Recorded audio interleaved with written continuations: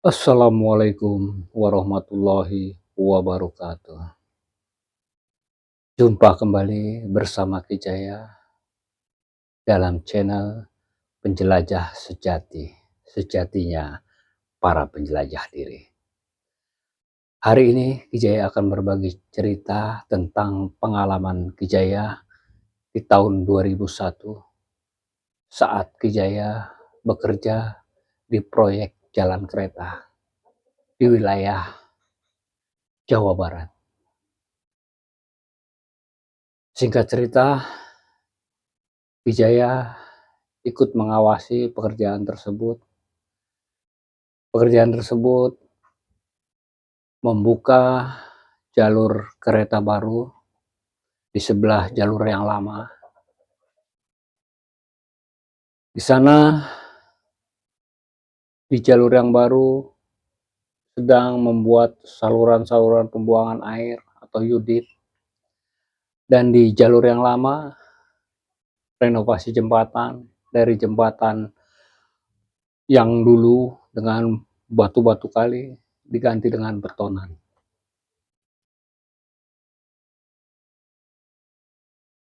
Pengalaman Kijaya ini semoga bermanfaat bagi para penjelajah sejati, karena Kijaya akan bercerita saat Aki berada di jalan kereta dan teman Aki juga berada di jalan kereta. Kisahnya, pada saat pekerjaan berlangsung,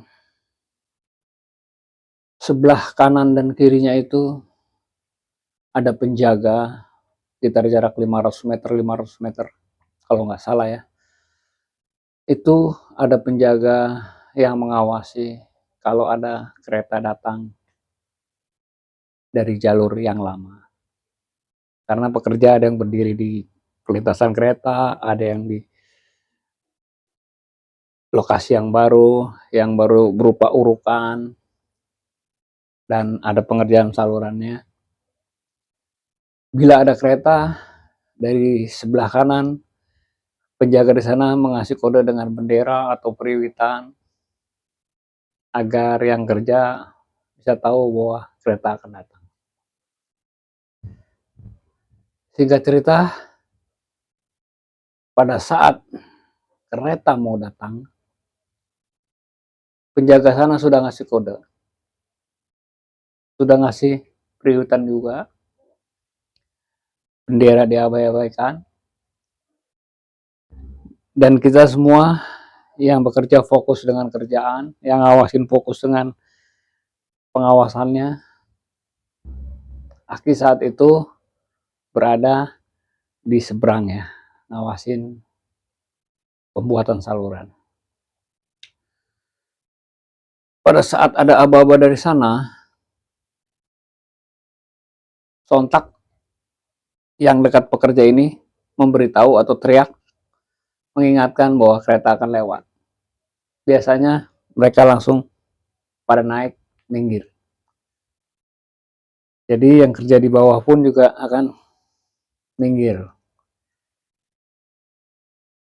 Ada teman Aki diteriakin, dipanggilin, nggak dengar-dengar, tetap fokus. Walaupun lihat yang itu kabur, tetap fokus. Sampai berkali-kali diteriakin, dipanggilin, kagak dengar-dengar. Entah dia sedang melamun, entah ada pengaruh apa. Saat itu Aki nggak tahu. Maksudnya nggak tahu dia kena pengaruh apa. Yang jelas Aki juga tahu kereta akan lewat. Akhirnya ada teman Aki yang di atas turun, langsung nepak teman Aki itu. Ditepak pundaknya, dia langsung sadar dan buru-buru naik ke atas. Satu kejadian. Berjalan, ada yang berjalan, warga setempat biasa. Jalan kereta, sawah, kampung. bukit-bukit, sananya kampung juga. Jadi agak jauh. Pada saat ada kereta juga, dia berjalan melintas di sepanjang rel. Pekerja-pekerja aki mengingatkan atau meneriakkan juga. Tetap tidak dengar, jalan menjalan santai, kayak nggak ada masalah.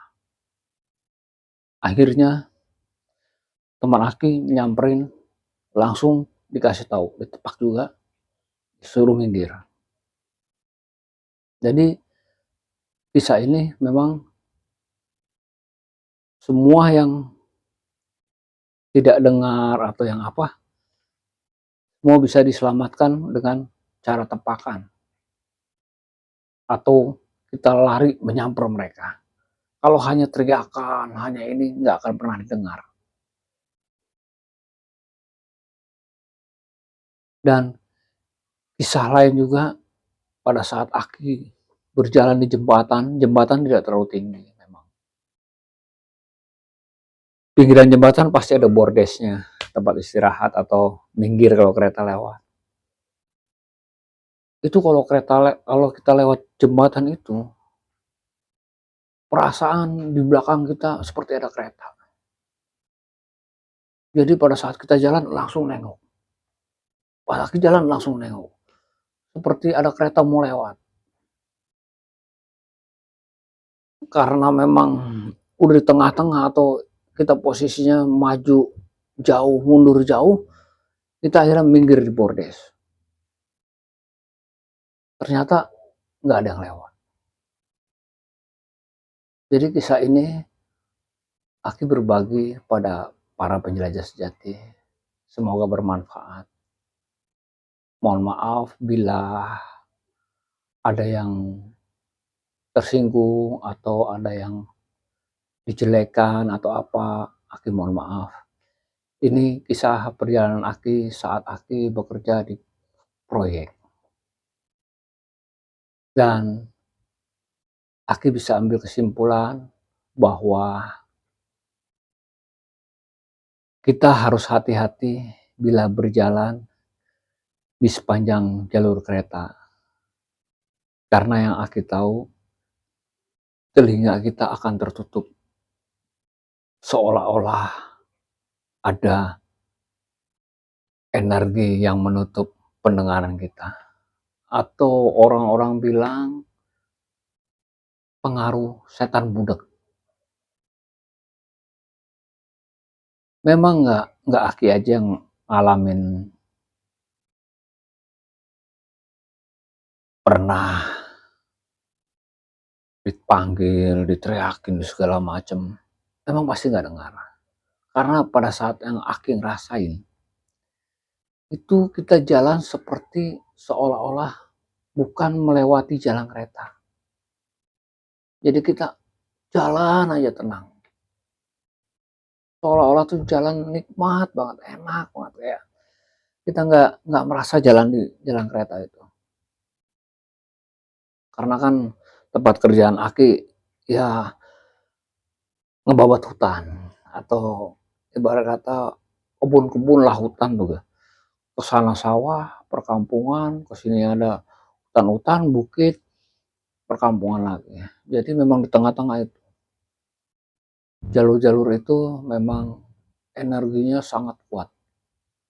Karena aku pernah merasakan jalan sepanjang berapa kilo, itu energinya benar-benar sangat berat. Itu siang hari, gimana kalau malam hari? Jadi hikmah yang dapat aki ambil buat para penjelajah sejati. Bila kita bermain atau berjalan di jalan kereta, alangkah baiknya kita sambil berselawat dan jangan mikirin yang macam-macam. Karena setan budak akan selalu mengganggu orang-orang yang pikirannya sedang kemana-mana atau sedang kacau. Jadi intinya hikmah yang dapat diambil, mau lewat jalan kereta, mau lewat tempat yang angker, mau lewat yang tempat yang sepi seperti apa, kalau bisa berselawat